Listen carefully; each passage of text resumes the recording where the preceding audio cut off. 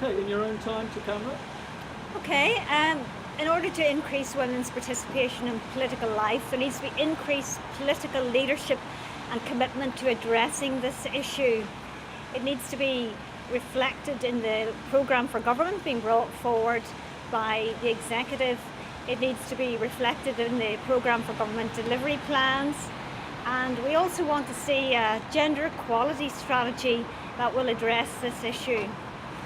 There are a number of underpinning strategies and initiatives that we believe government could take forward in order to increase women's participation in public life. And they include, for example, taking forward the childcare strategy for Northern Ireland to address the lack of childcare provision and the high cost of childcare in Northern Ireland.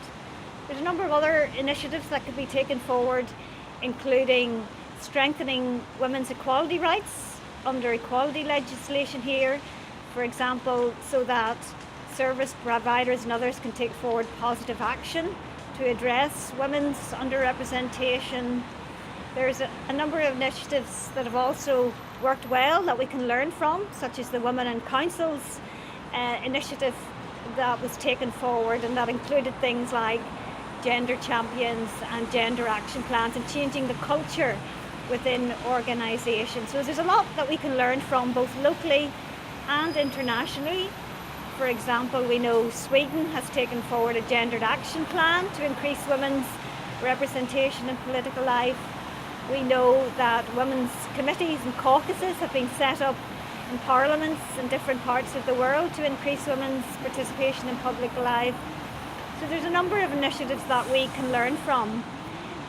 We know, for example, that in Wales they've taken forward an action plan to increase women's participation in public and political life, including addressing some of the barriers that women with multiple identities can face in entering politics.